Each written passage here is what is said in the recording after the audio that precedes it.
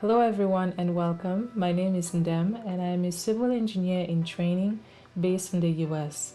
In this channel, I speak about my experiences both in college and in work.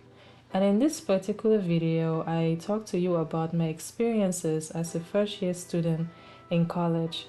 I will be taking you through my first semester, second semester, the classes I took, and the experiences that helped me see that civil engineering may be the right path for me. And with no further wait, let's get into the video. Alright, so to talk about my first year of college, let me take you back to my first semester of college. We started in the fall of 2016. So we're looking at August 2016. When I went into college, I did not sign up for a particular degree. I went in as an undecided engineering student because I was not sure what specific degree I wanted to go for. At the time, I knew I wanted to go into civil engineering or chemical engineering. Civil engineering because I was very interested about structures, the roadway transportation system, and chemical engineering because of waste management and recycling. So I had both of those career majors in mind. In my first semester, I took 6 courses. And 6 courses sound like a lot in college, but 4 of those courses were to help students transition from high school to college. And so I was taking classes to learn how to read and study as a student, understand the resources that are provided to me through the college, the different engineering disciplines. And there was an extra class that I could take, the PLTL class. So outside those 4 courses, the 2 intensive ones were chemistry and pre-calculus. So those were my core classes, which were quite challenging.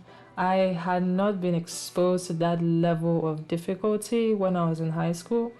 And so trying to understand how things worked in school and everything was quite a shift. But thankfully, it went all right through the semester. Since this was my very first semester of college, I came in with the mentality of doing extremely well. And I did everything that I could to make sure that I ended up with very good grades at the end of the semester. My schedule was more of go to class, go eat, take a nap, go to the library and read. That was pretty much my routine. I wasn't as involved in the student organizations. Like when you get into college for the very first time and you see all these different student organizations, for me it was quite overwhelming, and trying to pick a student organization to go for was quite a challenge, but I stuck with some of the engineering ones. I gave my email out to as many organizations that I thought I would be involved in, but over time you're just kind of like, I don't think I want to be part of that. I was really focused on my studies and I wanted to do well, and it showed. So I did fairly well in my first semester, except for one course called ENT Overview. In that course, they taught students about the overview of engineering and the different disciplines that one can go into. From that description, you would think that it's a fairly easy class, but what caught me off guard was the project at the end of the semester. I was not engaged with that project at all, and so it showed at the end with the C+. But was a C+ a passing grade? Yes, it was, and so I was able to move on. So doing well in my first semester, I was like, yeah, I think I can actually be an engineer. Because I usually attributed my success rates to my grades. That's how I connected them. And so I followed through with whatever my grades were telling me. If I was doing bad in a certain class, I knew that maybe I have to redirect in a different direction. But you will see later in time that changed quite a bit. But going into my second semester and seeing how well I did in the first semester, I was like, you know what? I think I got college. I think I understand college, and it should be a breeze right after this. I was wrong. So at the end of the semester, I ended up with a 2.4 GPA. a 2.4 GPA. I want that to ring. I went from a 3.3-ish GPA to a 2.4. Not even a 3.0, 2.9, a 2.4 GPA.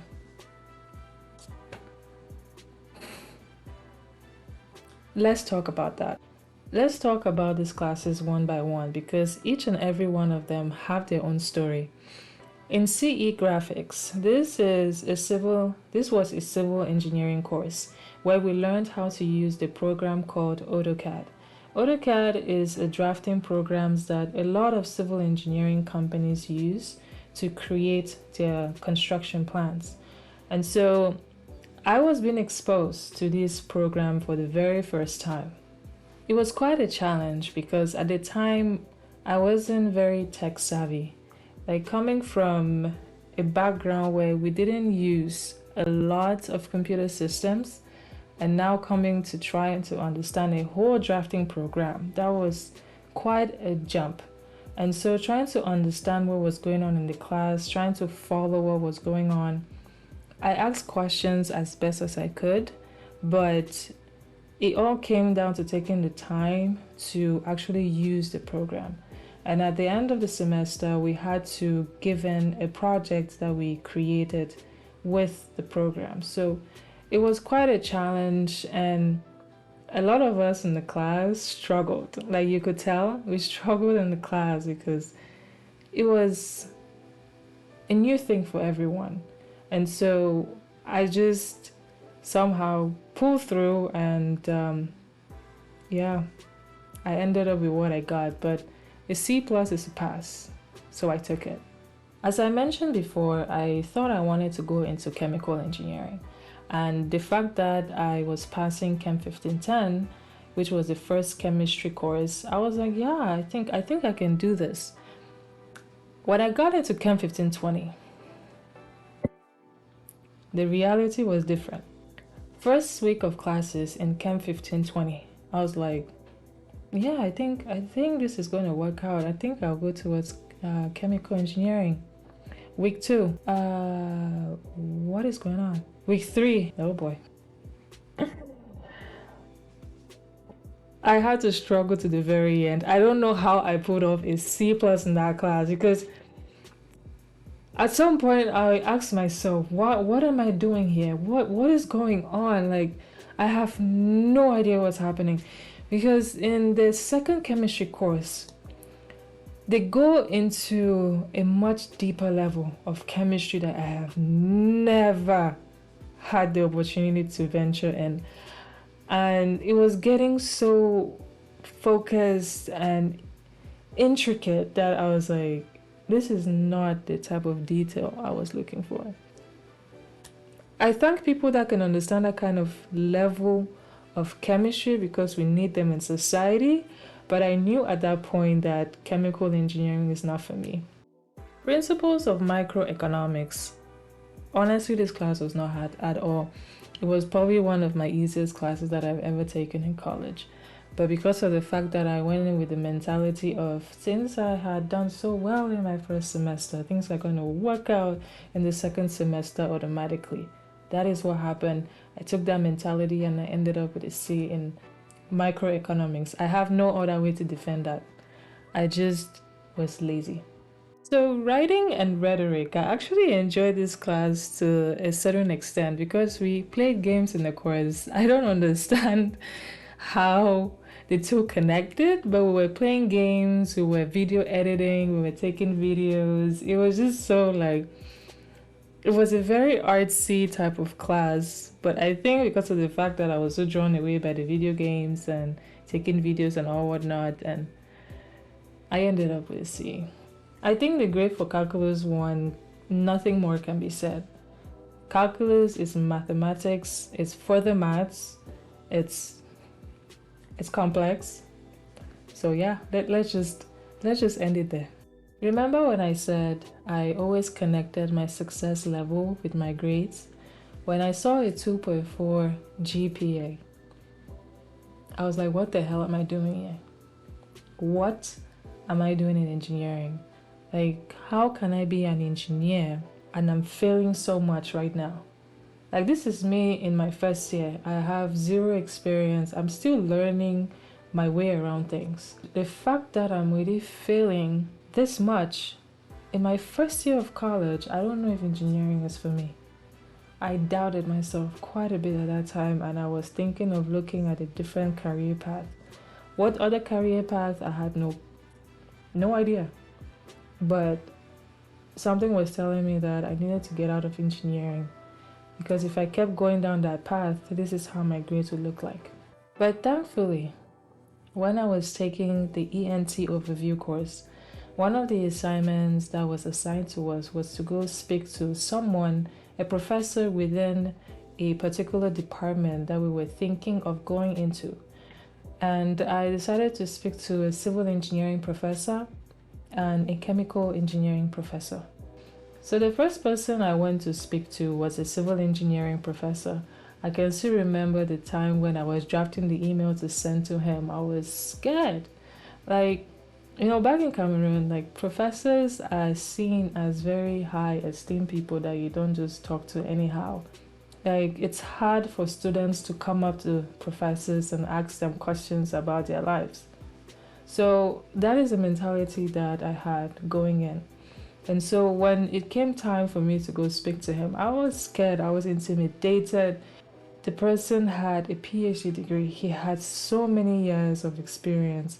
And this is me who is still trying to figure out her left from her right. And I'm coming to come and ask and question you about everything that you've done. But thankfully, we had a very good and fluid conversations. And through that, he was able to show me the kinds of project that he's been in, the kind of roads that he has designed, why they designed it this way, why every single element, like roadway signs, pavement markings, guardrail, like why we have those on the roads. And as he was describing that to me, it went back home. The conditions back home are so different. Like all these little things on the roadway that we take for granted.